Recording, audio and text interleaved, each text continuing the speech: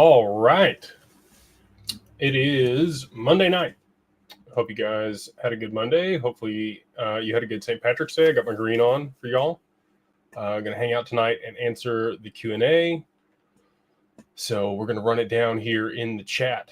I'm sure you guys have already run that up here. It seems like we've got some good questions and a few of the super chats. So just getting on with everything here. A lot of things happening. If you haven't watched the crypto market over the last 48 hours here, and you hop in here, and this is your time to kind of relive and know what's going on, appreciate you for that. We have a lot of people that do that, and so we are down a little bit, really kind of sideways.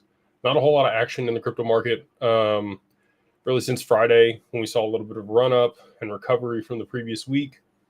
Really not a whole lot of action, but I think that's all about to change. We have the ceasefire for Hamas has ended. We do have attacks on Israel, and I do think that is going to cause oil to jump here. And that's a big piece of what actually needs to happen for the Bank of Japan to raise interest rates, because they're not going to do it. We've seen that the Fed, they're holding off raising interest rates, and we also have the Bank of Japan holding off. Our Fed's not lowering interest rates; they're holding, and the Bank of Japan is paused on raising interest rates. But if we saw oil spike now that it's come down for the fourth consecutive week because of conflict in the Middle East, that would cause inflation there in Japan, and they would be forced to raise interest rates this week to be able to quell that inflation and keep that from causing problems in their economy. They're in a very tight trading pattern right now for the yen and the USD, and they've used yield curve control there on their bonds to be able to quell some of the rising interest rates and threat of default, and keep the reverse carry trade from unwinding. So I'm watching the conflict in the Middle East. That's really what I've got my eyes on right now. If we do see a spike in oil prices, that is going to be the catalyst that really moves things forward. So let's see here. We've got a bunch of people in the chat already asking questions, and we are going to run it down. So Atlantic Living, appreciate you hopping on here. They say, is retail unaware the true price of XRP is not accurately reflected due to an insatiable demand? Central banks have been buying and distributing to their network of regional banks globally. I mean, the price is the price, right? It is supply and demand. It is what is actually out there publicly. And whatever the supply and demand ratio shows is what the actual price is for the asset at this time. When there's a price discrepancy based on fundamentals and things that should transpire, and you're able to purchase things lower than where they will be in the future, then that's where the opportunity is, and that's why there's an opportunity for a lot of these digital assets right now, in particular XRP, like you mentioned. There are going to be, there is a lot of demand that's pent up for XRP based on the lawsuit and some of the other, use cases that'll be rolled out here in the near future as regulation moves into the space. And we do see the ETFs rolled out for XRP. There's going to be a lot of it locked up for spot ETFs. And I think that you're going to see substantially higher price for XRP.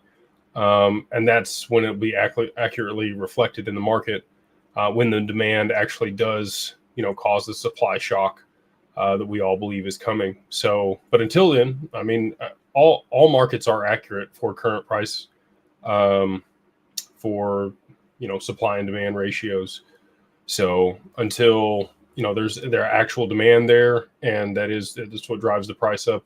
We're not going to see the price appreciation that a lot of people are hoping for. And again, that's going to be global macroeconomic events that drive the need for that type of asset. We got this person from Canada says, as a commodity, they could set the price and divide the escrow up worldwide. Financial institutions, escrow up to worldwide financial institutions. Am I right in this thinking? I mean, it was a currency designated by FinCEN back in 2014 or 15 when they had the lawsuit with Ripple. Basically everywhere else in the world, it's also regulated as a currency. We have seen, Ripple meet with the Commodities and Future Trading Exchange, the CFTC, here in the U.S. multiple times. And I do think the CFTC will have some type of weight in regulating XRP. But I think it'll be because commodity trading will be priced in XRP. I think the dollar will be removed as the global pricing mechanism for things. And I think it'll move to drops.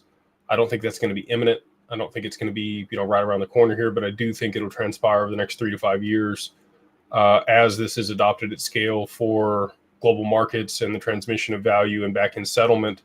In 2014, the IMF put out a paper on an exchange rate peg, and their abbreviation was XRP for that exchange rate peg. And it's basically an agnostic asset or a floating bridge asset where things are priced a specific way, and it is the corollary or other trading pair for global commodities. And I think that is likely why Ripple's meeting with the CFTC and the commissioner there, because the global commodities market, oil, gold, corn, a lot of things I think will end up being priced in drops or an XRP for global commodities trading. And that's the exchange rate peg that will be used. We've got Loyan. They say, question about opening an LLC in the UAE. Do you know anything about the qualifying activities for a corporation to get the 9% tax exemption there? And if DWP fits any of those activities? Sorry, random question. It's a good question. And we would have to work with Anas, which is our partner there. He helps us set up entities in the UAE for, citizens globally, whether you're in Australia or the UK or Singapore, wherever you're at that you plan to move to the UAE after price appreciation. If you want to go ahead and establish a presence there, they can do that in a free zone for you. And they set you up under the exemption to be able to transact business there in an LLC. And so, just reach out. We do meet, I'm not sure if we meet the 9% tax exemption, but because it's in a free zone and because it's for digital assets, I think we have some benefits there that we can provide you. So just reach out, just info@digitalfamilyoffice.io, and we can share Anas's information with you, and he can help you establish an entity there in the UAE, in Dubai, or another one of the free zones there in that jurisdiction. We've got Jesse Escobar. They say, happy Monday. Happy Monday, Jake. How are you? Do you have any updates on when we will be moving forward with the income option? Just want to make sure there will be no delays with this for this month. Thanks for all you do. Yes. So we should have got the documents back today from our attorneys there at Digital Wealth Partners for the LPA and subscription agreements and all of the other documentation required for the hedge fund and the income fund that we're providing for all of the clients there at Digital Wealth Partners. If you are accredited, you can earn returns on your XRP that you're holding there at Anchorage with them. Historically, those partners have been able to generate somewhere between 15 and 30% per year for people. If you were looking at a risk curve on a 1 to 10, it's probably like a 1.5 or a 2 is the risk associated with participating in that fund to generate returns. And for those type of returns, I would say that's a pretty good, risk to return ratio. And again, Digital Wealth Partners can run you through all the risks and things that might be associated with that so that you feel comfortable or understand what those are. If you'd like to participate, just reach out to info@digitalwealthpartners.net. But again, you would need to be accredited and you would need to be a client holding your assets there with us in Anchorage in order to participate in that. And the capital call will happen over the next 2 weeks here. And those funds should be deployed on April 1st. I verified that with my CIO in our weekly meeting this morning. So super excited for that, to be able to generate returns on people's XRP for them, even before price appreciation, and any of the other banks have the opportunity to do it. We've got a couple other partners that they let me know about today that are willing to take XRP and put it to work. One of those is Galaxy Digital. Again, it's not like just the average person can go participate with these counterparties. You need to be a qualified client. So you need at least $10 million that you have out liquid to be able to put to work. But if you're partnering with Digital Wealth Partners, we already meet those qualifications. We've got about $150 million worth of XRP currently under management over there, and only growing. I'd expect that we're closer to, $300 million worth here in March. Once we launch these funds, we have a lot of people waiting to review the documents. About $100 million worth of XRP ready to come over to deploy that and earn returns from some of our clients. In order to pay the fees, we need to be able to generate the returns. And so that's what they've been kind of waiting on. But now that we have that opportunity, really excited to be able to deploy that. And I just can't believe, what we've been able to create through that company.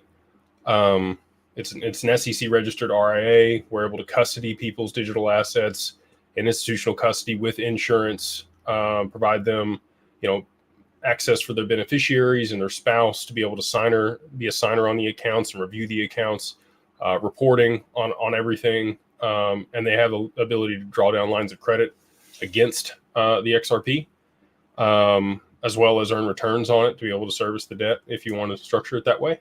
So blown away that we've been able to accomplish that in the last 6 months here. We're seeing such demand from the market and our partners for the XRP at this point. I can't talk about the new lending partner that we have publicly, but if you have a Wyoming LLC, there is no minimum. So even if you wanted to borrow like $5,000 against your XRP and you wanted to do it in institutional custody with very little counterparty risk and no, there's still some parameters around getting liquidated, but the likelihood of that is far, far, far less in comparison to a DeFi protocol. We have that capability now. As long as your assets are held in a Wyoming LLC and you are partnered with Digital Wealth Partners, you can borrow as little as $5,000 against your XRP. So excited to bring that to market and provide that opportunity for people. We got Tick 2082. Thank you so much for the super chat. If I see a question from you further down, here it is. He's super chatted again. Thank you so much. They say, thanks for all that you do investing with DWP. You mentioned there is a very low risk on the fund that earns 5% and only moderate risk on the aggressive fund of 5 to 20. Can you elaborate on the kind of risk? So the way that we've structured that is if you are accredited, you can park your XRP with us. We invest that through the fund. It stays there in institutional custody. There's no risk of liquidation. Our partners draw a line of credit against that collateral, and then they trade that line of credit. And that line of credit expands or contracts based on the value of the XRP. So it's not like a loan against it. It just goes up and down based on the value of what the assets are. The only risk is if the partners were to lose money over a quarter, which they've never had happen. They've both been in business for 5+ years, have proven track records, always generating somewhere between, on the low end, on a bad year, 21%, and on a good year, closer to 40% returns for both of the partners. And we pay out the returns quarterly for that reason. They have had some negative months. So one of the partners, their worst month ever was -1%. The other one that trades XRP futures, their worst month ever would have been -8%. And so, the growth fund, there is more upside and you do get paid out in XRP. If you're participating in the growth fund, if you're participating in the income fund, it's a cash return on a quarterly basis. And again, so last month they had a 5% return in February for their clients that participated in the fund. Hopefully that trend continues, pretty good returns in a 30-day period. Historically, again, they've had somewhere between 21% in a bad year and 37% in a good year on that fund. But again, we pay out returns quarterly to be able to mitigate any risk of losses. But that would be the only risk is if, they had a negative quarter somehow, you would be, there'd be a capital call for a portion of the assets there to cover the losses. But again, there's not ever any option for no risk when you're generating returns. But for, we've vetted over 25 people to be able to put this stuff together. And these are the two partners that were the creme de la creme, best of the best options out there, and had the capability to work with us there at Anchorage. And so, yeah, I'm super excited about those. We will have some yield options in the near future. So we worked with RDC to be able to produce the depository receipts against XRP. And we are working with a few brokers to be able to list those depository receipts for our clients with them in the near future, to be able to release margin and do some laddered treasury strategies and other options that'll generate, somewhere between 8 and 10% per year in a structured product or yield, almost zero risk. The other way that we could do it is overnight repo, which would be zero risk. So a lot of different strategies to be able to generate returns that are a bit higher, 15 to 30% returns per year on the XRP with very low risk. And then on the stablecoin fund and some of the laddered treasury strategies, we would be looking at, no risk basically, or very, very low risk for yield, which would be the difference between returns and yield is that yield is structured. So you know exactly how much you're going to get and in what cadence. So again, like if you own treasuries, you're getting 5.5% per year, and each quarter is going to be however much you're going to get. Or in a CD, that the bank is guaranteeing you a certain return. Those would both be yield. Returns can fluctuate. But, again, with the track records that we have, with the partners we have, highly confident that we'll be able to pay out, somewhere between 15 and 30% per year on both the growth fund for our clients and the returns on the income fund if people just want cash or, a way to fund their lifestyle using their collateral and their XRP there at Digital Wealth Partners. We've got CS2424. They say, when XRP goes up, will you increase the minimum for institutional custody again, or will it stay at 500K? To be honest with you, we are a family office. That's how we promote ourselves. And normally to be able to, say you're a family office or a multifamily office, you're only dealing with clients that are at a minimum at 20 million in net worth or higher. I don't know that we will ever get to that point. We always do want to take care of the quote unquote little guy, because we were there too. I didn't start from money. I made my money in digital assets and have been able to build all these products and meet really cool people and create a mastermind, just been blessed beyond belief to have all the people there. And it's not like I'm going to forget where I'm coming from, but we also have to, do things that make economic sense. And these are just regulations, to be able to generate returns on clients' portfolios and get a performance fee at Digital Wealth Partners, our clients have to have more than 1.1 million with us in their portfolio. And so it's likely that that'll end up being the minimum threshold in the future. We're highly confident that everybody that's there now will far exceed 1.1 million with the amount of XRP that they have. But as assets do appreciate, that's likely the minimum that we will move to, just because at that point, there's enough meat on the bone there with AUM fees that we actually make some money, and it's not just break even or lose money every single month like it has been.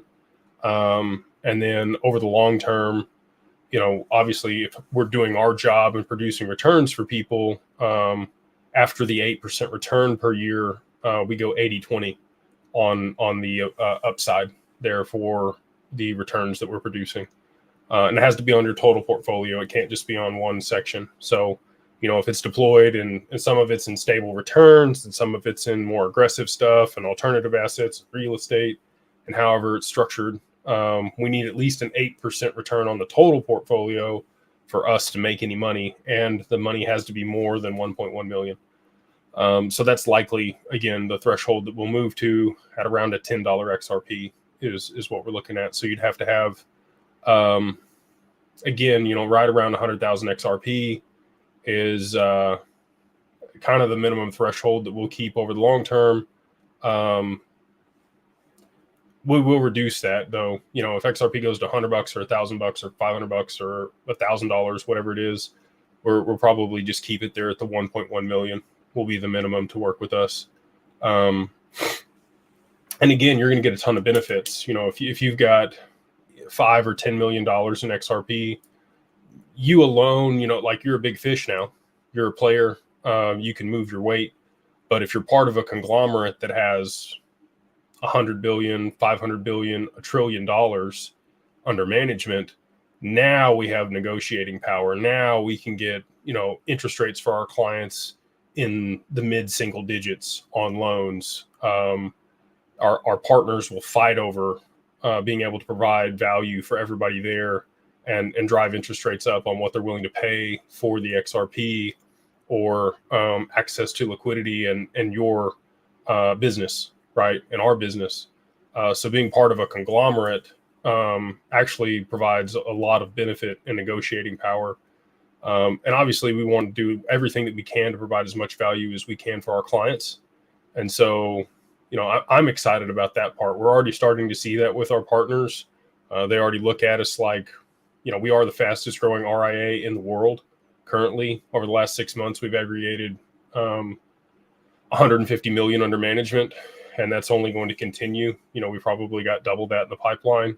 And as assets appreciate and XRP goes up and we add XLM and HBAR and XDC and all these other assets that we think are going to be the big winners for this utility bull run, and we're able to generate returns on those for clients, because what we have now is agnostic. It's not just specific to XRP. The strategies that we have, we can use them for XLM, we can use them for HBAR, we can use them for XDC, we can use them for any collateral or any digital asset. And that's why we structured it the way that we have, because, DeFi is great, but it's only specific to whatever asset you're using. And you have the risk of the smart contract being hacked, or counterparty risk of where you're having to hold it, or the counterparty that's using it to generate returns. If we're doing it the way that we are and they're issuing a line of credit against it, you don't have any of those risks. The assets sit there in institutional custody and you get the cash flow. This person's asked what I think about HBAR. I'm super bullish on HBAR. The council and everything that they put together around that with Google, Dell, IBM, SoftBank, Boeing, all the people that sit on that. They're here in Dallas with me. We've met Mance and his team. They'll likely be at our event in April. And super bullish on that asset. But anyway, there's a very long-winded answer to your question here. But yeah, it will likely go to 1.1 million around a $10 XRP. Matty B, it's good to see you. He says, is there a set amount of XRP needed to move a set amount of money? Do we know it makes more sense for XRP to be high priced? The fee is fixed on the network, and the higher the price of XRP is, the more money it can move for the less amount of XRP. So as an example, right now, if let's say XRP was $1 instead of what it is, it's higher than that. But if it was $1, you need 1 million XRP to move $1 million. And this is an example that Joel Katz gave, or David Schwartz. He said, you could use 1 million XRP to move $1 million, or if XRP was $1 million a piece, then you would just need 1 XRP to move $1 million. So the network and the asset become much more efficient as the price increases of the asset, and it's really programmed to be around $10,000 is where it reaches it starts to reach some of its efficiencies, and so that's where I think it'll be in the next 48, probably less than that, next 24 months. I think we could see a $10,000 XRP in the next 24 months. We've got Pitt. They say, super chat. Thank you so much for the super chat. Living Legacy says, please click the like button, share, subscribe to the channel if you're new here. If you are getting value from this, it is much appreciated. It does help drive the algorithm. And we appreciate you hanging out with us on a Monday night.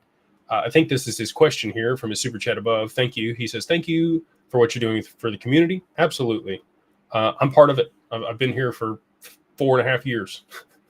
So happy to build. Again, a lot of what I've built has been selfish. Want to make sure that people have access to be able to generate returns on their XRP and be able to borrow against it, because I don't want to have there's just too many retail people that have worked so hard to be able to invest as much as they have, and if you had to liquidate it all and then lose the upside for where this is going, I just want to be able to create avenues where people do not have to do that, and that's what Digital Wealth Partners is about. We've been able to do that in a regulated way with institutional grade partners, and again, a lot of what I've built has been selfish because I am part of the XRP community and I wanted these things for myself. And it's been really cool to be able to help provide them for other people. He says, do you know when New York clients will be able to get the green light to onboard through DWP and Anchorage? They have their BIT license. So as far as I'm aware, they should be making that announcement here in April, that they will be able to service clients there in New York. That's my anticipation. And, hopefully that ends up being the case. We've got a few people there at standard custody that still need to port their assets over. And so, we're pushing them. It's not for lack of effort or trying. We definitely want to be able to service people there in New York. New York, it makes it difficult with the BIT license. If you have a Wyoming LLC, that helps. But it doesn't solve the problem. So, you can get a virtual office there in Wyoming also and use that as the address. But you're still going to have to use your New York license. So you might get a PLOW ID or a different state ID, and then you would be able to, onboard sooner. But that is going to happen here in the next 30 days anyway. Ryan says 21 shares to liquidate 2 Bitcoin and ETH future ETFs on March 27th. Safe to say this isn't bullish news for those two. Thinking Crypto, or Tony over there, put out a tweet, and he said 145,000 for Bitcoin, 7,000 for ETH, $5 for XRP in the next 30 days. I think you need to take some of those zeros away from Bitcoin and ETH and add them to XRP, is my anticipation. But we'll see. I'm not, I don't have a crystal ball on timeframes, but again, if we do see the spike in oil, like I talked about at the beginning of this broadcast, that is going to cause Japan to have to raise interest rates very quickly. And that is going to cause the cascade and the domino effect. I think it was 1 year ago yesterday when I put out the domino theory about XRP and how Japan, the unwind of the reverse carry trade, stablecoin regulation, treasuries, Tether, and the Bitcoin ETFs would cause the collapse of Bitcoin and the need for instant settlement on the back end of the stock market with Project Ion, and the implementation of XRP, and for them to, have a supply shock to push the price to where they need it, which would be over $1,000 a piece to be able to settle the back end of the stock market. So, it'd be serendipitous if things were to play out 1 year later. We'll see if that ends up being the case. Maybe we'll get our pot of gold, here on St. Patrick's Day. Living Legacies has put this out here. I appreciate you doing that. I have a hard time, I try to promote, but I tend to forget. So if you do want to be a part of the mastermind, we do have a mastermind group. It's beyondbroke.com, and you can just go check it out, try it out for a month for free. Here's the code, beyondbroke, the number 1, and then MO, all capitalized like that, get you a free month there in the group. Got about 1,500 members there in the mastermind, which I'm just blown away by. We've had it for about 2 years, a little over 2 years, continually putting together really valuable content, putting together private investments there in the group for people in fintech companies that like, and love. I can't tell you which ones publicly because of the way that we run the deals. They are 506B, and I cannot promote publicly. We've got some trouble for Link to because of the way that they've done that and involved non-accredited people. So definitely don't want to, cause problems there. But we do allow non-accredited people to participate in our group because they become sophisticated, and we do have a pre-existing business relationship with them. So if you would like to see what deals are going on there in the group and get access to private investments that you otherwise wouldn't be able to invest in if you're not accredited, we would love to, talk to you about that, but you do have to be in the mastermind in order to be able to participate. So again, if that's something that interests you, you can just join Carbon One for free for a month. You can use the code BeyondBroke1 and then MO, get you a free month there in the group. for the social membership or the Carbon One. We will have an exclusive event the week of XRP Vegas, Wednesday night, for mastermind members, and excited to be able to host that and have close to 300 people there at the venue, which will overlook the Vegas Strip. So I would guarantee you, out of any of the groups that are in the XRP community, or probably really any crypto community, we do more in real life events than any other mastermind or group there is. Joey hit the super chat. Hey, brother. He says, hey, Jake, is there a world where XRP is $1,000 or above and Bitcoin is 100K or more? Sure. Yeah, maybe that transpires. For me, I think a lot of the liquidity that's in Bitcoin will have to flow into XRP in order to push it to the prices that we want. And that'll be done through the ETFs and that mechanism with institutions. So maybe in the long term, you could see that, but I don't think so. I think Bitcoin, is due for its rotation into the altcoins for this cycle. I think we've already seen the high, but I've been wrong before. I thought the high was going to be $75,000 for Bitcoin. We're already way past that and have been for a while. So again, I don't have a crystal ball. I'm glad that that's the case. We have a lot of clients that hold significant amounts of Bitcoin, and we're able to generate yield on that and allow them to borrow against that and do a lot of cool stuff with their Bitcoin. So, happy to see that it went on past where I thought the price target was going to be. So, there could definitely be a world where both of those prices exist at the same time. But again, just candidly, I think that they're going to have to rotate a lot of the liquidity that's in the Bitcoin ETFs into the XRP ETFs if we're going to see the prices that we want. We've got another super chat from Daniel. He says, hey, Jake, how are you, sir? Thanks for all that you do. Appreciate you for being here on a Monday night and asking good questions. He said, can you debunk the rumor of a private and public XRP ledger? And if there is a private ledger for institutions to buy, will they ever merge the two? So we asked Ripple this. I've been to Swell. We've talked to them about it. I've asked David Schwartz this specifically. There are not two ledgers for XRP. There is the mainnet. The only asset on the mainnet is XRP. Ripple has created privatized versions of the XRPL that they have trialed with institutions. Okay, just like they did with Bank of America. They have with the Bank of England. They have with other large institutions globally.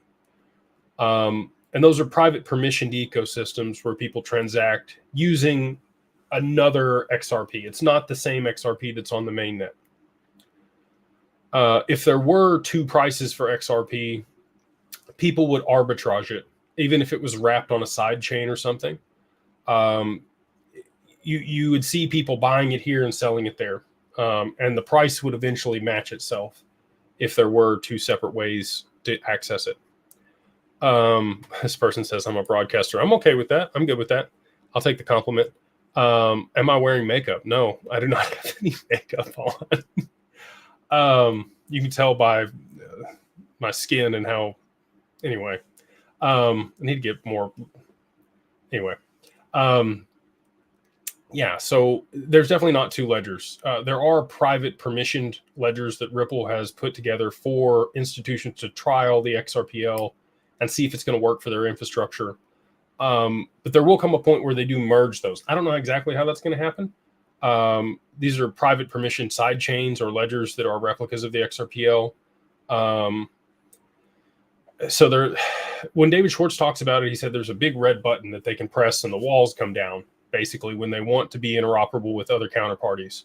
And they will have to be in order to be able to settle transactions between siloed ecosystems. So Corda works that way. Corda provides private permissioned ecosystems where people are able to transact between two separate parties, and as long as they're trusted within the same ecosystem. But if you want to settle with somebody that's not trusted, you need an agnostic bridge asset or a network or protocol that connects those, and that's where they use XRP and the XRPL to be able to settle transactions between them.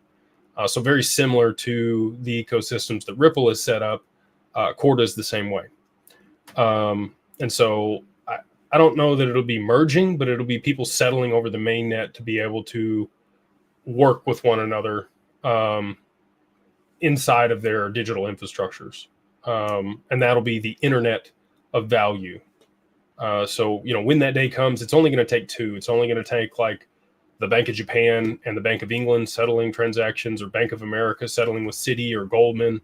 It only needs to be two counterparties. And as soon as they move to using XRP to settle, and they have the advantage as far as fees and costs go, everyone else will follow suit very quickly. Steve says, smash the like button and bang the notification bell. Thank you, brother. Appreciate you on the kind words. We have, let me see if we got any other super chats here, and I'll hop over here to TikTok. Monopoly Money, thank you for the super chat. He says, hey, brother, how are you? How far can Japan realistically kick the can down the road with reverse carry trade, in your opinion?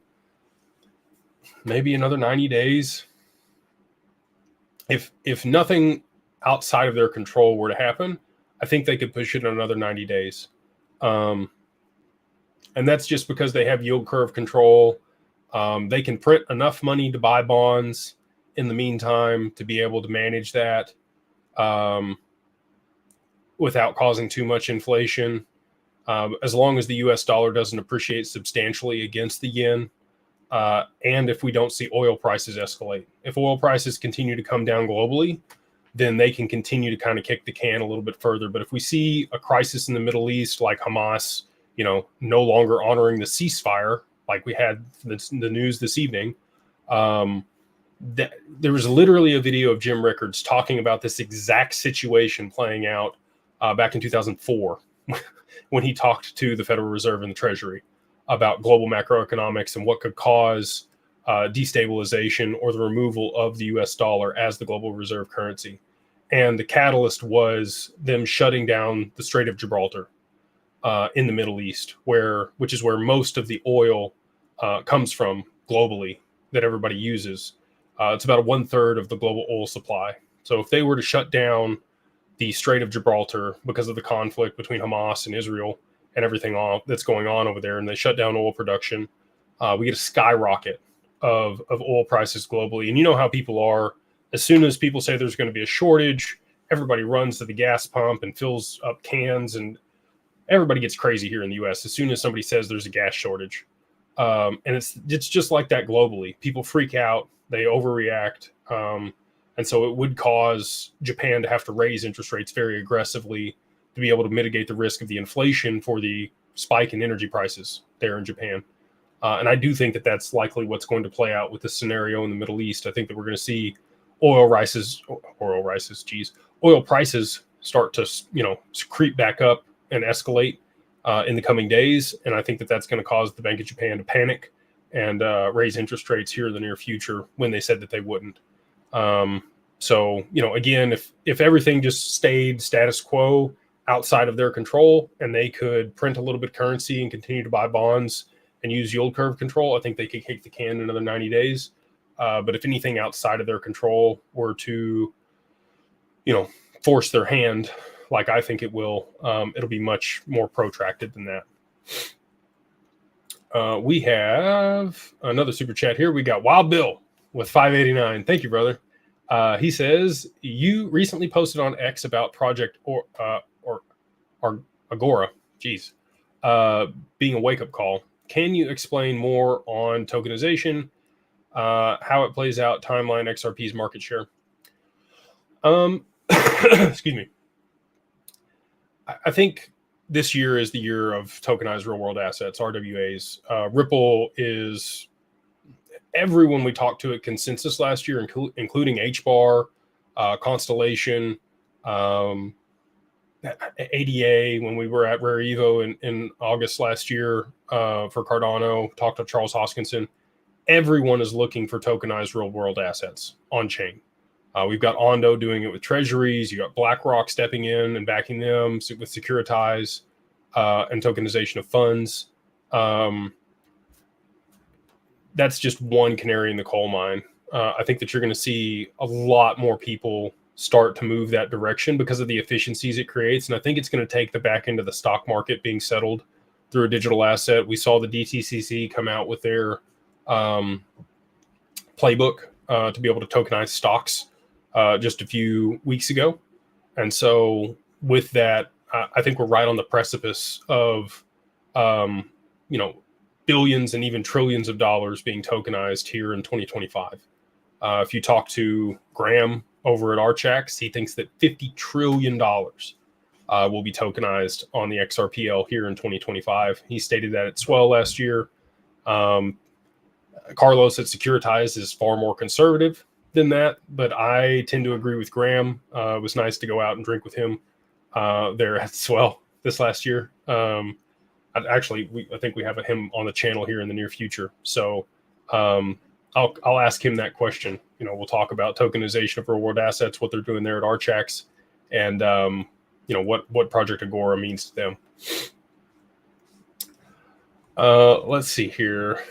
Man, you guys with the super chats, thank you so much. We got Shadespot. They say, we see bullish XRP news, stablecoins, ETFs, bank contracts. Is this impacting public or private supply? If big institutions are involved, why is price stagnant or big players not buying it?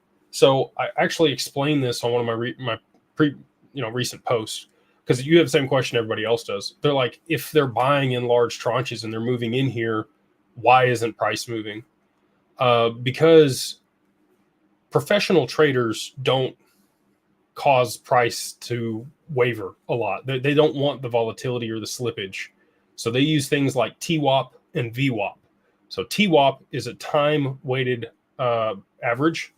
Basically, let's say you had $10 million or $100 million that you wanted to purchase an asset with. You're not going to do that in one big whack. You're going to do it over a 2 or 3 week period. And you're going to wait for the price to dip, and then you're going to buy the orders that exist during that period and buy it back up, and then wait for another dip. And that's how institutions buy. That's how the big players move. So they don't affect price the way that retail would. If you saw a big tranche of retail come in, through exchanges, I have some clients that have moved price for XRP because they have bought over the counter or on exchanges in big allotments. OTC is a bit different. They source liquidity off market from different buyers. And so that doesn't impact price either. So if you are doing large orders, OTC is the way to go alongside, if you have a really large order, TWAP or VWAP. And you can Google those. I put the Wikipedia link there in the comments for the gentleman that asked that on my previous statement. But thank you. Oh, my wife with the tea. She's a nice lady sometimes. So anyway, that's how people are entering the market, large players with large amounts of money without moving the price. And they're needing to do that to be able to stock up for the ETFs that they have filed for. And that's why you're seeing a sustained price here at, $2.30, around $2, because there is consistent volume at this level from people using TWAP and VWAP to enter the market and buy up XRP. Otherwise, you would see price move substantially lower because there wouldn't be enough volume to sustain the current price on the order books. So that is the way that banks are moving in here. And, the people that have filed the S1s for the ETFs are accumulating XRP to be able to support those. Hunter, thank you for the super chat. He says, I appreciate your time explaining a lot I don't understand. Have a green beer on me, member of the mastermind. Great to have you there in the group, brother. Thank you so much for the kind words, and cheers. It's not beer, but it is hot tea, and happy St. Patrick's Day. Let's see here. We have, I don't drink beer either. I'm not a beer guy. I haven't been for a long time. I drank a lot of beer in my early 20s. Played a lot of beer pong. I don't know if you guys remember that game or not. More of a whiskey and bourbon type guy now. I really don't drink unless it's a social situation. Not like, at the house or anything. Just I try to be constructive as an outlet. I try to go to the gym if I'm stressed out. We got CR. Thank you for the super chat. He says, hey, Jake, I would like to think the majority of your viewers need to wait for price appreciation to be able to take advantage of your family office services. I know I will have to appreciate all that you do. So we have 9 families that we consult with. We do have some clients that are large. Just as an example, we've got 2 individuals that I know that have more than 30 million XRP. We have a couple other family offices that are pretty close to that. So there are people out there with large amounts of XRP that currently would utilize the services that we're providing, many of which have already set up things for their estate. Most people that have had a liquidity event for their business have surrounded themselves with professionals far before they had the liquidity event. And that's why I encourage people here to think of yourself in that capacity, right? Think about the educational component that somebody that working in business over a 10 or 20 year period before they sold their business would have aggregated as far as financial education. So if you're having to do that in a protracted time frame, it pays dividends literally if you pay professionals for that time or that information, or to surround yourself with the right people previous to a liquidity event, because you're able to mitigate taxes, structure your estate properly, understand insurance products, how foundations and endowments are used, what a DAF is, or a donor advised fund. All of these things we provide our clients. Charitable remainder trust. There's all these different tools that wealthy people use to be able to mitigate taxes and protect their assets.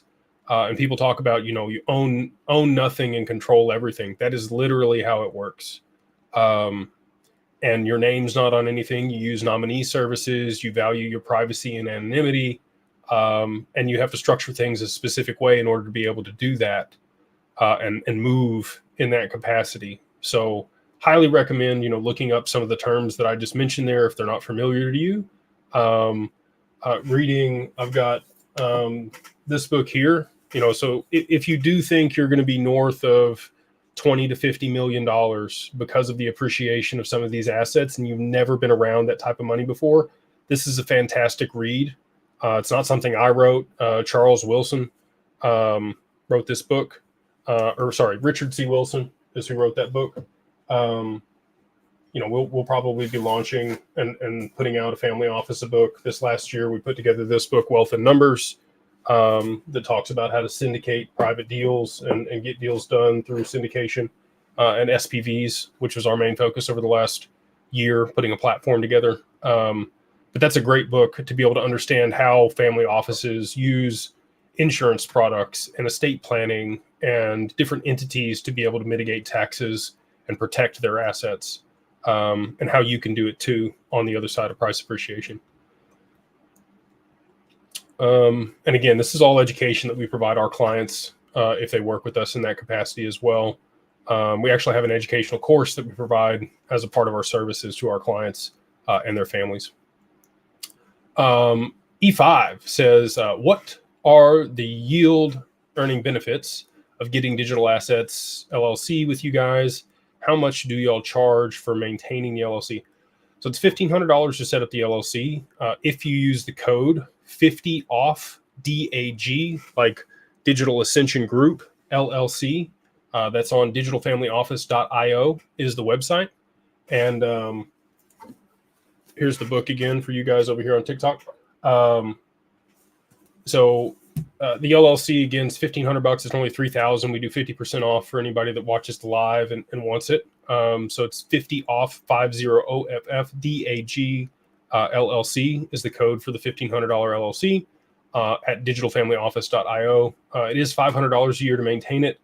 You can do it yourself. We provide you the links to do that if you want to. Normally it's $60 for the state, and then the registered agent we have to pay, and then there is a reporting fee as well. So just depends on who you set it up with, but it's around $500 whether you do it through us or pay the fees yourself. And we do all that for you, right? Like we try to provide an end-to-end service for all those things. The yield that you'd be earning if you partnered with Digital Wealth Partners is somewhere between 15 and 30% per year if you allocated your entire position to it. We don't normally recommend that. It's normally a portion of your assets that are allocated there. Again, it's all dependent on your risk tolerance, your time horizon.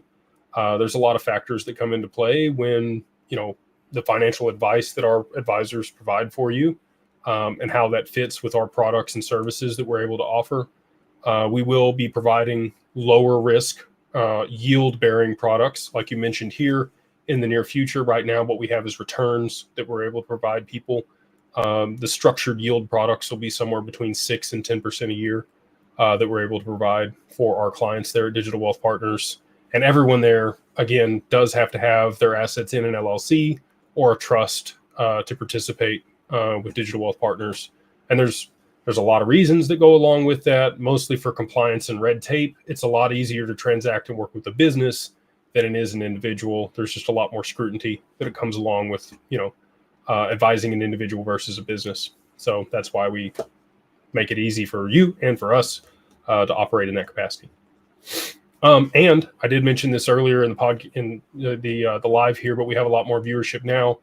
We do have a partner that's able to lend against XRP at any amount, if it's in a Wyoming LLC. If it's not in a Wyoming LLC, their minimum is at least $200,000 worth of XRP to put up to give you $75,000 worth. But if you have it in a Wyoming LLC, we have no minimums if you're with Digital Wealth Partners to be able to borrow against your XRP, which is awesome. So again, just another reason to set up your assets inside of an LLC there in Wyoming. Here we go, another super chat. We got Carrie. They say, my man, how are you, sir? I appreciate all the info. Do you have any thoughts on living in Portugal? I think it's great. Full or part-time? I already have an LLC with your company. Kind of wondering how that works tax-wise. Thanks. Great question. So Portugal is a very favorable tax jurisdiction. You can get citizenship there a few different ways. You can make a donation to the government or purchase a property and get a golden visa there in Portugal. We work with nomad capitalists to be able to get citizenship for our clients there in Portugal, if that's something you're interested in. We also have other counterparties where we're able to establish entities there in Portugal, along with Nevis. Nevis is probably a better jurisdiction for an LLC. Portugal is most often used by UK residents. They will set their trust up there in Portugal and move their assets into that before they appreciate or they exit a company. Just a lot of really favorable tax benefits for living in Portugal. I think you do have to reside there 6 months out of the year. Most tax law is residency based for most nations.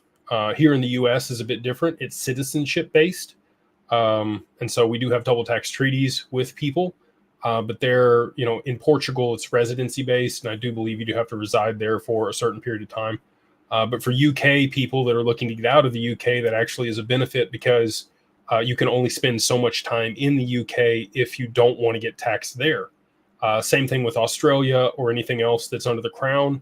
They're very particular about how much time you can spend in each country before you're going to be taxed there. So Puerto Rico is the same way. Puerto Rico requires you to be there at least 6 months in a day in order to receive the 4% tax benefit. You don't get to vote here in the U.S. It's a U.S. territory, but you do get the tax benefit. The problem with Puerto Rico is the poor infrastructure there. There's a lot of times where a hurricane will hit the island and they're without power or water for extended periods of time. And so if you don't have a backup generator on your property or some other way to be able to, heat and cool your home, it's not that fun.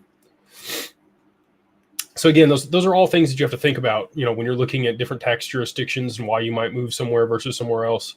Definitely want to consider, the living expenses. One, the cost of living wherever you're going. Two, the infrastructure there and what that's going to take to make sure that you live a comfortable lifestyle. It's not always worth it. We have Lucas with the super chat. He says, do you think there is a private ledger valued really high? This is a conversation that a lot of people are having over there on Twitter, I guess, and it's coming here, where the institutions are accumulating. And do you think the price will match the public one as soon as ISO deadline, aka the flip a switch? Again, there are private permission ledgers that are replicas of the XRPL that Ripple has trialed with institutions that are potentially side chains or derivatives of the XRPL, but there is no other XRP. There's only one XRP.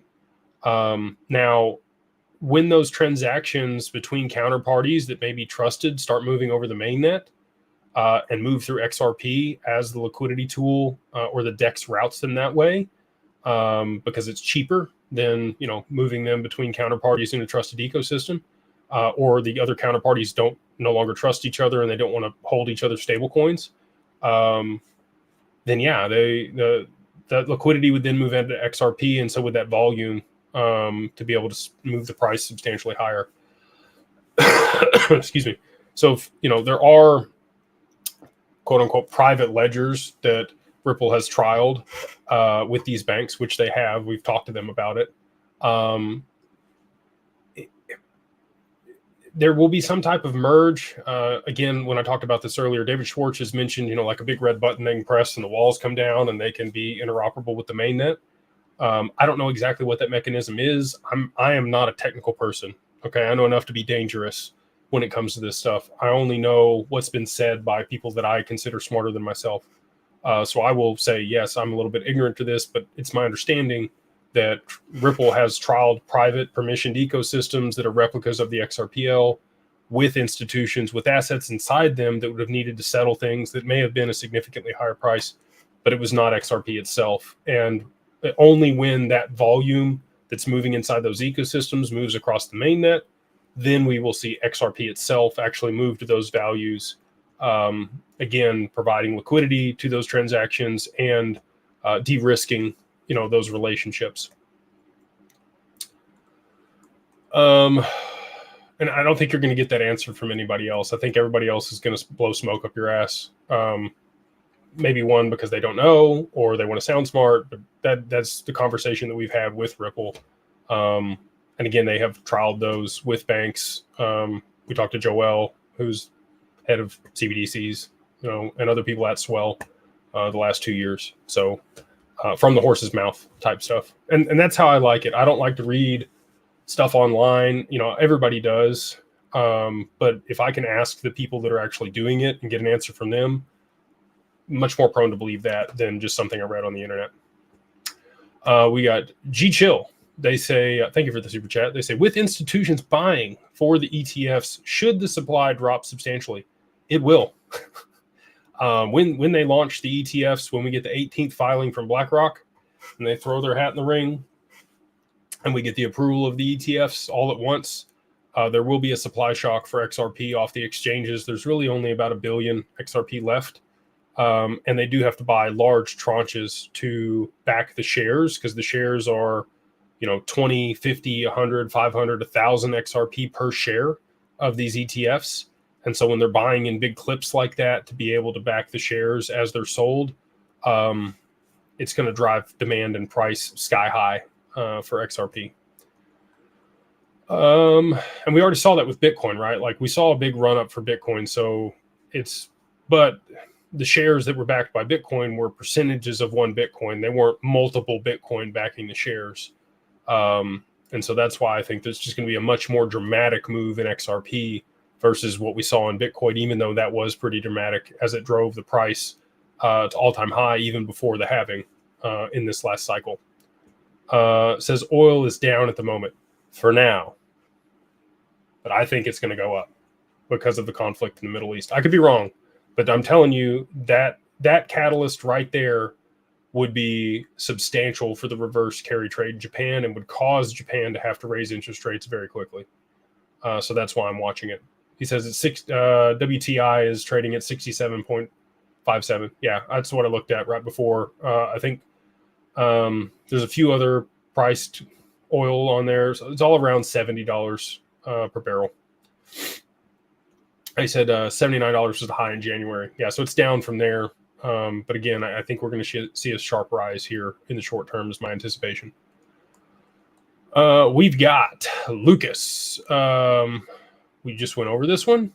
Let me see if I've got any other super chats before we hop over here to the TikTok. We've got AMP. They say, hi, Jake.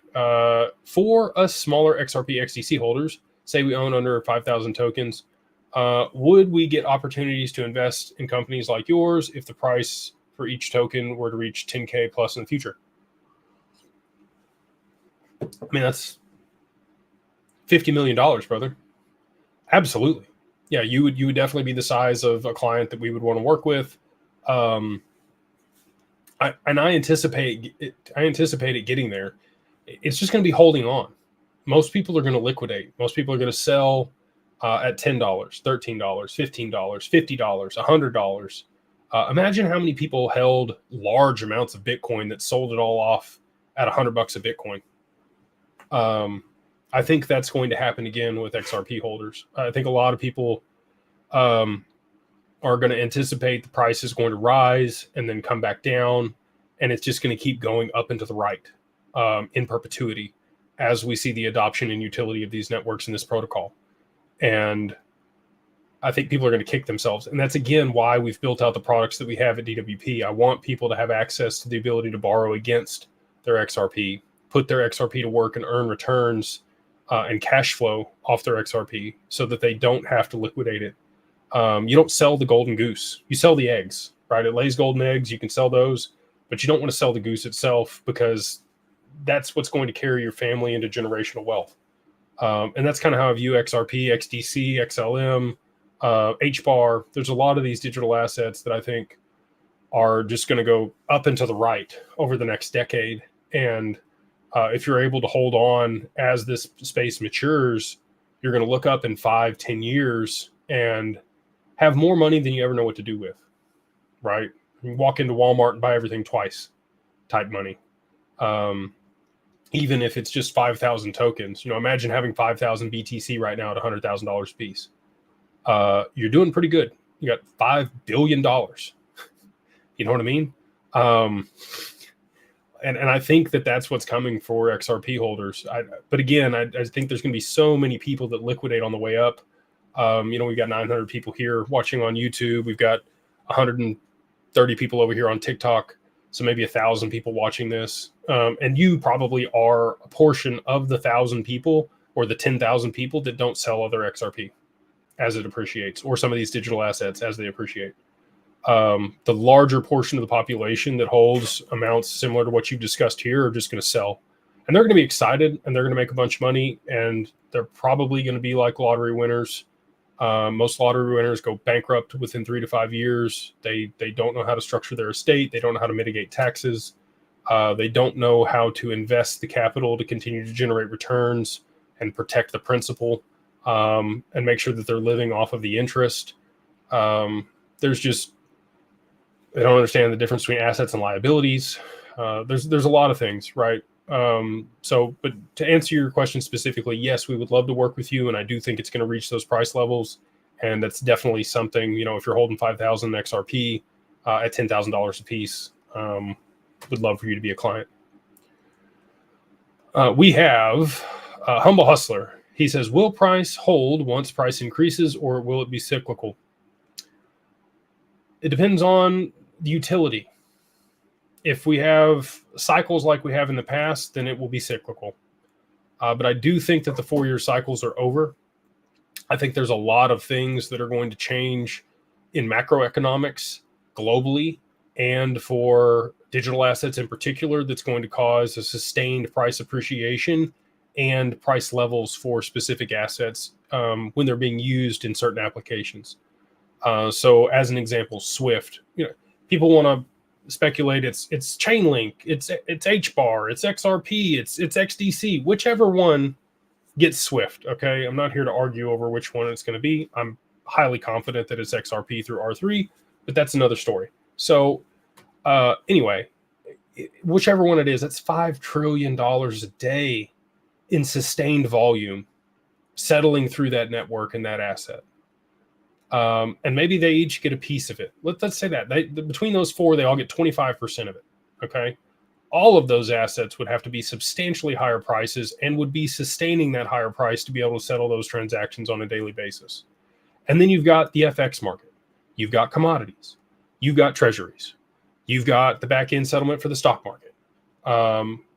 Globally, and then you've got derivatives. So and I think that's where XRP is headed over the long term, is the derivatives market. because of Codius and what Ripple's developed there.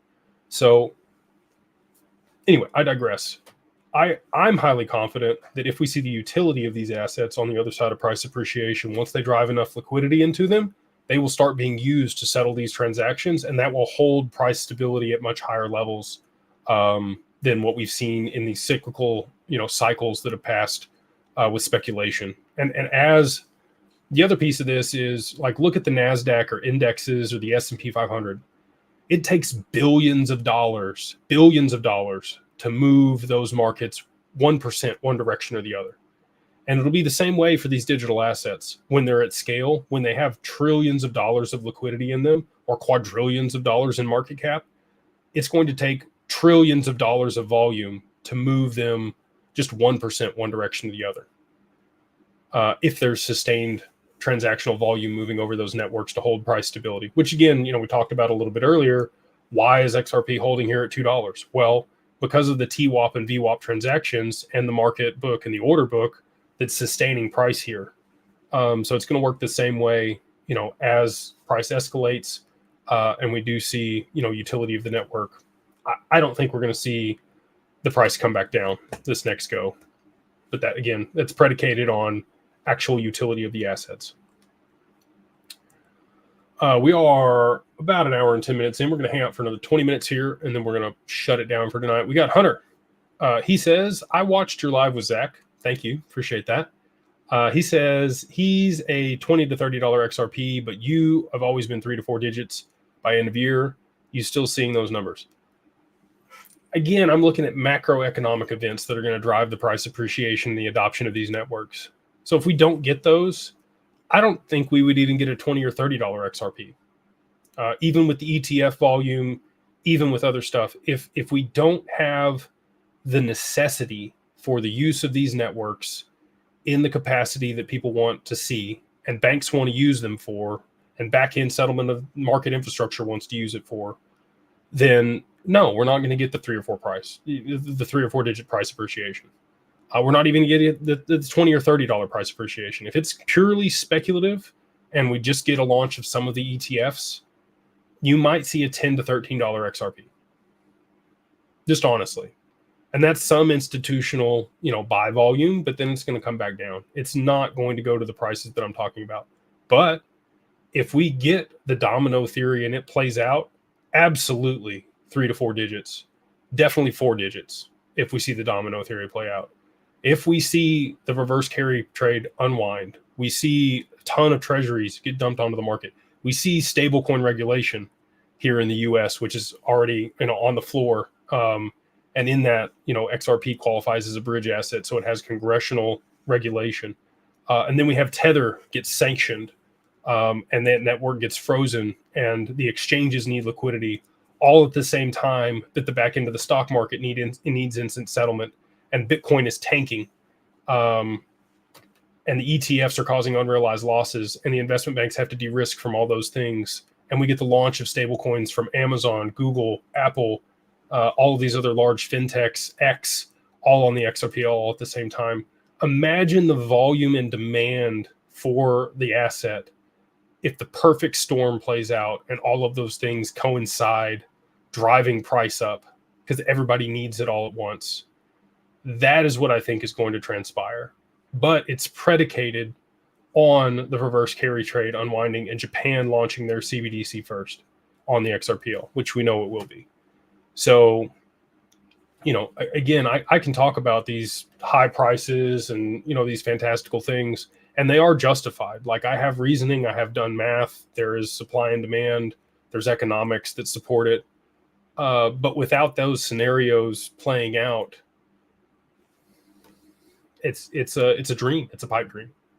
And I hate to say that, but that's the reality of the situation. And you can see that reflected in the price right now. So for Zach wants to be conservative, which I understand. He has his media business and his apparel and other stuff that he's doing, which, kudos to him. I've seen Zach grow a lot over the last couple of years, and it's been really cool to watch since 2020, and he got on TikTok and everything kind of blew up for him. Really excited to work with him and his group in the future, but he has, he's been beat down. he's talked about high prices for XRP for a long time, and been prosecuted, persecuted by people. We were both part of the Red Folder Committee. He did those videos back in the day when Jimmy Valley put his group together. I was on that committee with Jimmy Valley. I have a lot of friends that were on that committee with Jimmy Valley. Everything that Jimmy Valley put forth is, again, based on quants that ran the math on these numbers to justify the prices that we should see and the damages that XRP holders should be paid because of the lawsuit that the SEC brought against XRP and Ripple. I'm happy Jimmy put that together. It's more of a hedge. I talked about, I did this in the mastermind earlier today and on Saturday, but I think the reserve that the US has created for Bitcoin is a put. It's a hedge in case they're wrong. It's not really like a call option, like they're excited about, the long, upside in Bitcoin. When Trump talks about it, he's like, but we'll find out, but I don't know. And that's literally what he said after he said Bitcoiners, say not to sell their Bitcoin, and they've been right up to this point, but who knows, at the summit. So anyway, I think Zach, was kind of beat down at this point, and he just doesn't want the criticism that comes along with these high price predictions. I'm okay with it. You can criticize me, you can run the math yourself, but again, the numbers that I'm putting out are predicated on macroeconomic events globally transpiring that would cause the need for this protocol and the adoption of the asset to take place and the demand to be placed on it all at one time. And then we would see those prices. But without those things playing out, pipe dream. Let's see here. Got a couple more super chats.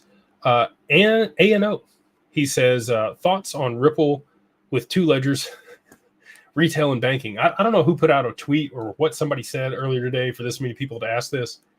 Again, Ripple has trialed private permissioned ledgers, private permissioned replicas of the XRPL with a replica of XRP for institutions to be able to see the benefits of the technology for back-end settlement between trusted counterparties in permissioned ecosystems.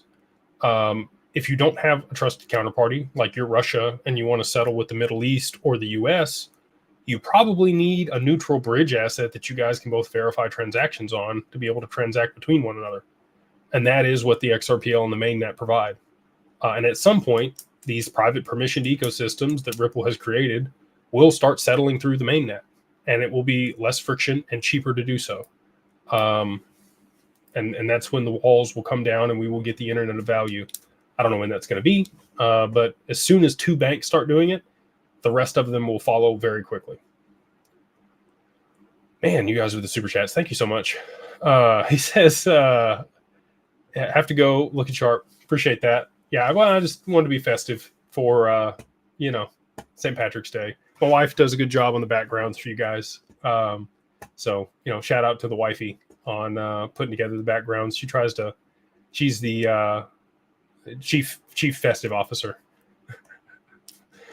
In the Matas, they say, Jake, do you self-custody your crypto or do you use institutional custody like Caleb and Brown in case of quantum attack? Caleb and Brown is not institutional custody in the context that we provide institutional custody at Digital Wealth Partners, which is where I custody my assets. So Anchorage is the institutional custody provider that we work with, where your assets are in FBO accounts for the benefit of. They are segmented, siloed, bankruptcy remote, and insured. There are no other providers that do that. Caleb and Brown commingles your assets just like anybody else would, and they would give you a what's the other, like a little account number that they give you? I can't think of it off the top of my head. It's late. But anyway, you have a wallet address and then you have an account number basically there where they reconcile all the transactions, but they owe that back to you. It's not your XRP if it's in their custody. Same thing with Coinbase, same thing with Uphold, same thing with any exchange. Even though they are a broker, they do not have insurance on the assets there. They do use Fireblocks for their infrastructure, which has insurance on its infrastructure, like $300 million on its infrastructure, but not on crime insurance if they were actually hacked.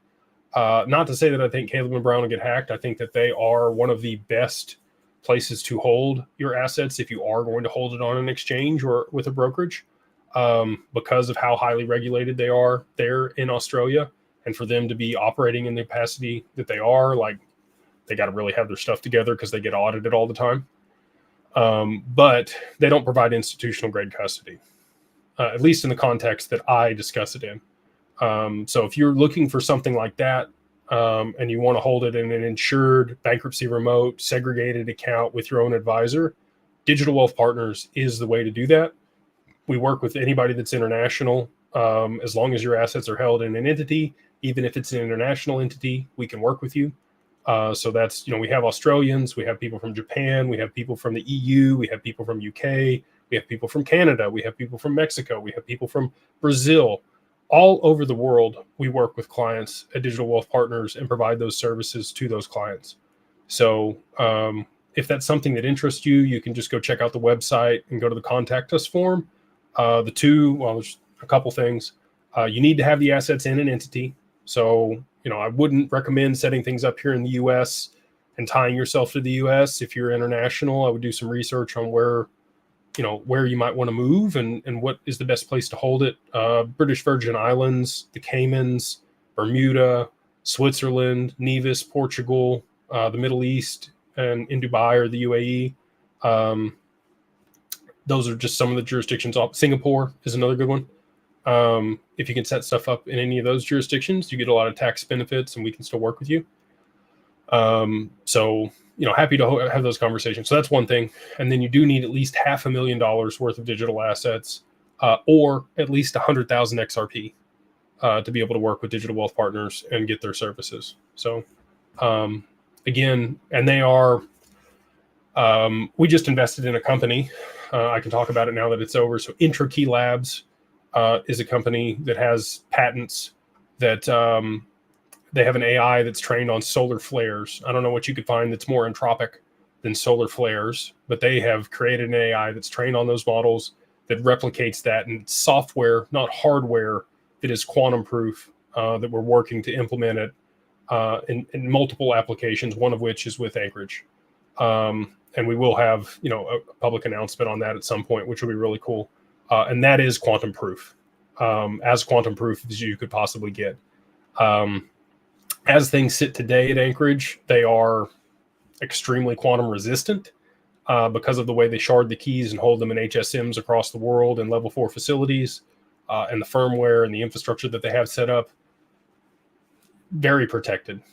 So again, this will just be another ancillary layer on top of that provides quantum resistance or quantum proof infrastructure for our clients' assets in the near future. And again, that's only through Anchorage and Digital Wealth Partners for our clients. What do you think of Stronghold since they acquired ISO 20022 Labs and announced their credit card with SHX rewards? They're a Stripe competitor. I know a lot of people are super bullish on that company. The only way that they're ever going to get any traction in the market is if they get acquired by Stripe or another payment processor that already has a lot of traction in the market, because they've already built infrastructure that'll compete with what they have there on Hyperledger.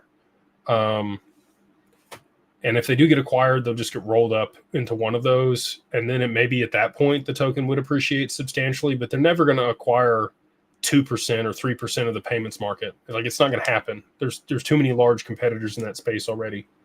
So I'm bullish, I think that they'll do well if they would return people's sales calls. I reached out to them multiple times and they never responded, never emailed me back, wanted to use their services since we're a progressive company and wanted to be able to use, a on-chain payments provider that would pay us in Stronghold. And their sales team never responded to multiple attempts for me reaching out. So apparently we don't do enough business, hundreds of thousands or millions of dollars a year isn't enough for them. So anyway, maybe I'm a little salty on Stronghold, but I really don't think that they're going to be the bee's knees or what everybody else thinks they're going to be. I think that Stripe will demolish them as soon as they launch a competitive token. Chris Y says, if the XRPL has a max TPS of 1500, wouldn't the ledger get congested with all the volume we anticipate for mass adoption? Thanks, Jake. Love the lives. Yes, it would. Yes, it would, Chris. And that is a topic that's been brought up by many people, aside from yourself. I actually talked to Hamilton, Matt Hamilton, about this exact topic. So the payment channels between trusted parties is one way that they could circumvent that and significantly increase the volume that the network could settle at one time. Side chains, again, but each one of those has up to 1,500 TPS. So you'd need to scale out a ton of side chains to be able to handle, just the volume of Visa or MasterCard. Really what needs to happen, according to Matt Hamilton, is that somebody needs to create an implicit or explicit subnet to be able to settle transactions across the XRP at scale. And there are people working on that right now. And there may be a product in the background that exists. He says that Cobalt is not that product, that it never made it to market, that it's not a thing. But I think that there will be something that's similar to Cobalt that is an implicit or explicit subnet that attaches to the XRPL or augments its ability to have throughput and TPS that allows it to scale infinitely. So it's possible is the answer. It doesn't exist today, but it is possible. And again, that comes from Matt Hamilton, who was one of the head developers at Ripple for an extended period of time. I'm not the sharpest tool in the shed. Again, when it comes to all of the technical components, I know enough to be dangerous, and I can ask good questions, but I have to lean on people that have the expertise. We'll have T from T's Crypto Spot at our summit here in April that we're going to be providing for family offices. So he will be on the technical panel and be able to answer a lot of those things. So will R3, and we're looking to have Vet there as well. We'll see if that happens or not. But excited for that panel because those are some of the questions that I'm going to be asking them. And maybe, I don't prefer Matt's political views or some of the other ways he conducts himself because he comes off as kind of a prick sometimes. But as long as you're respectful to him, he tends to be pretty respectful to you. And anyway, in that interaction, I've always tried to be respectful because I think he is intelligent and understands a lot of things and is cordial, again, if you're respectful to him. Whoever this person is over here commenting on TikTok can go away. Do you know if the U.S. government implemented ROUSD, how it would impact the price point of XRP? So stablecoins, privatized stablecoins is what the U.S. government's going to implement. We're going to get a stablecoin bill. And if you're holding somebody else's stablecoin, there's counterparty risk. The U.S. government is not going to hold anybody else's stablecoin. They're not going to implement it, but they will allow, public use of the stablecoins. But they will have to be backed by U.S. treasuries or cash equivalents in bank accounts that can be audited. And so XRP is the intermediary bridge asset between people transacting value over the XRPL. So you're going to need other stablecoins issued on the XRPL and other people that don't want to hold other people's stablecoins. So as an example, if Goldman has a stablecoin, which they will, and Bank of America has a stablecoin, which they will, and you bank at Bank of America and you're selling something to somebody at the banks with Goldman, when they send you that Goldman stablecoin and it goes to your Bank of America account, it'll have to go through XRP to be able to settle because Bank of America is going to want to hold their own stablecoin.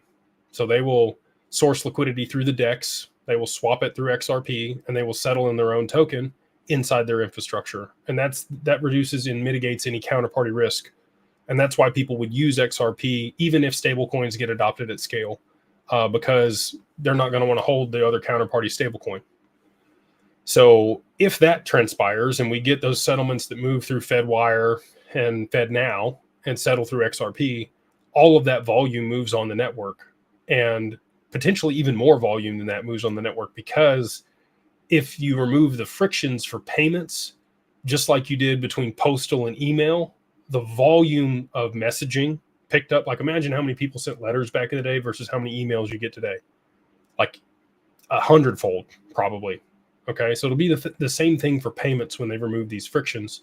There will be hundreds of times the amount of payments that move through the infrastructure every single day. And so that value and the volume and the velocity of money will pick up substantially. And that'll also equate to a higher price for XRP because it'll be settling all of those transactions.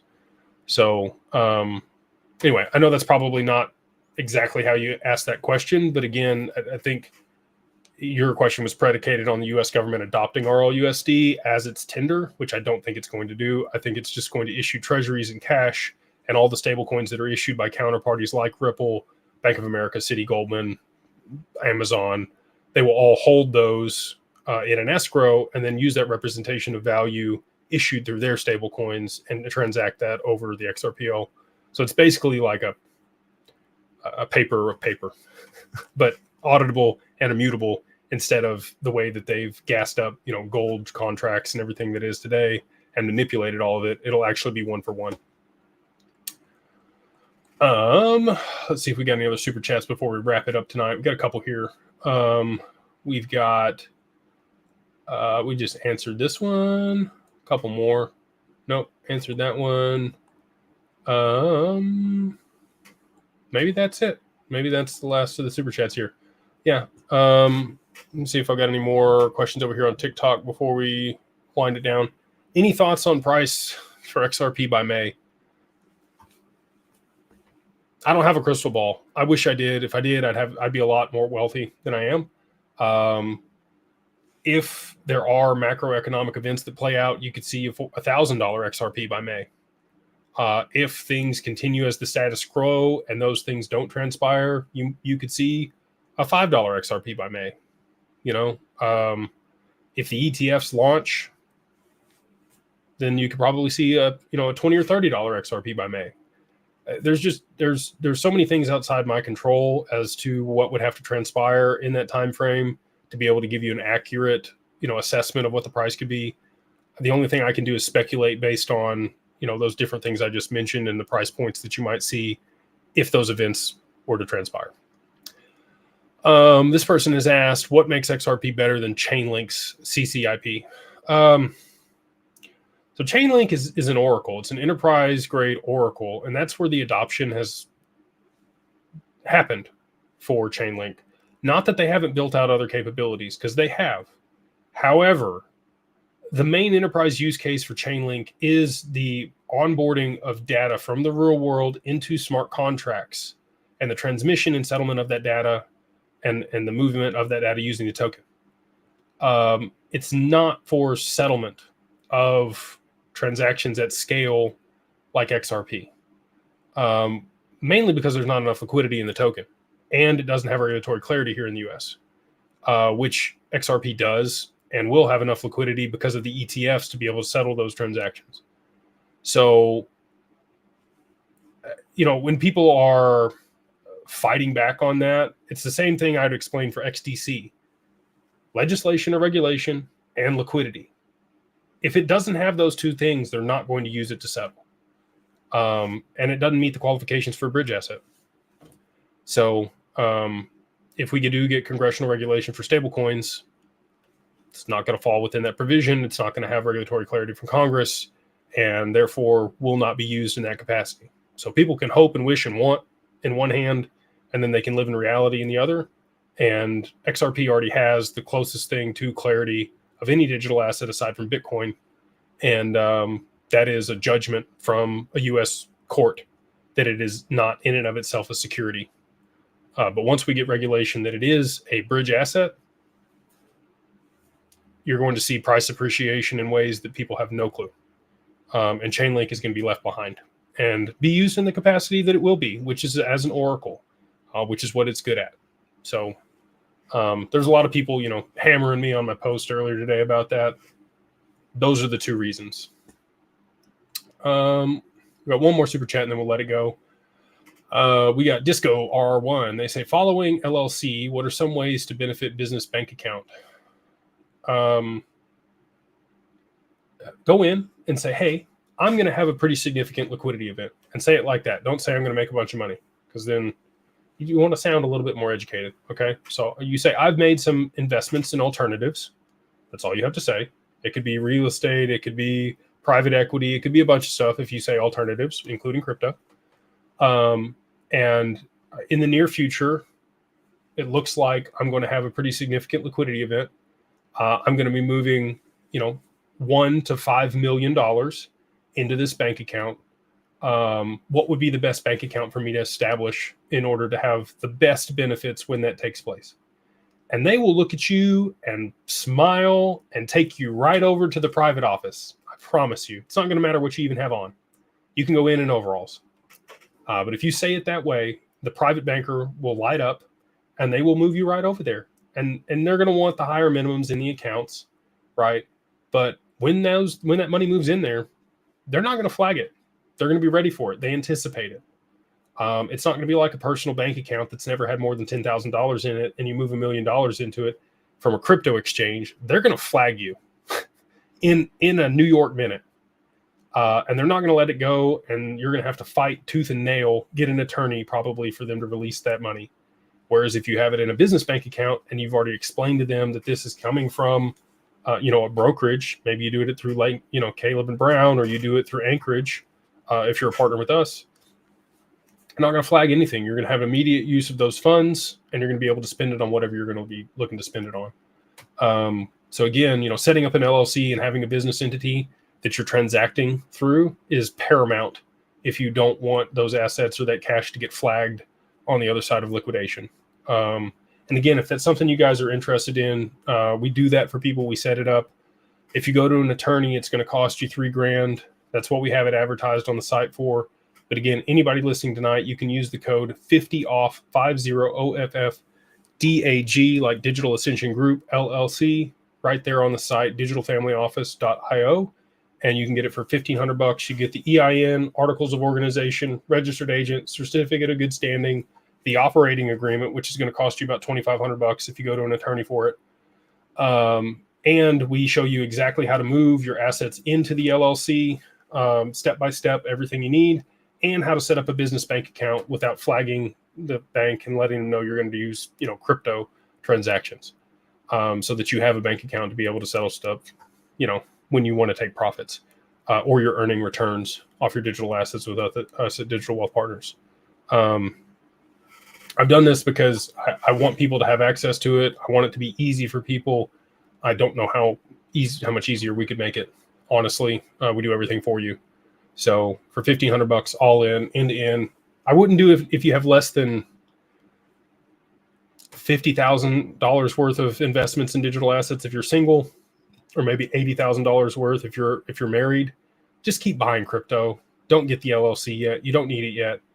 If you have more than those amounts, I would highly recommend going ahead and setting up a business to be able to transact and take profit with your digital assets, because it starts to make sense for taxes and everything else beyond those amounts. But again, if you're less than that, just keep investing. Don't pay me. Don't pay my company. Like, your money is better spent investing in digital assets if you're less than those amounts. But if you're more than those amounts, again, I highly recommend looking at that. And again, that's a prerequisite to work with Digital Wealth Partners and a lot of the other things that we have coming down the pike. So with that, we'll go ahead and wrap it up. I hope you all have a wonderful, wonderful week. We will be back Wednesday night at the same time. If you do want to join the mastermind, again, that code is Beyond Broke, the number 1, and then MO, all capitalized. Get you a free month there at beyondbroke.com. Inside the mastermind, we have 1,500 members, run private deals there in that group.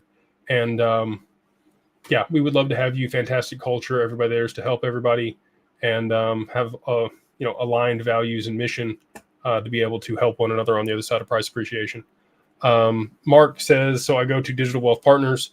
If you want the LLC, you want to go to digitalfamilyoffice.io. If you want the wealth management, if you want the ability to earn returns on your XRP, if you want to be able to borrow against your XRP, that is digitalwealthpartners.net. How can I chat with you? You can go to digitalfamilyoffice.io and book a time. My calendar is up there. You can also join the mastermind, and I do message people back in there pretty frequently. So Jake, did you recommend another book that you own? I bought yours.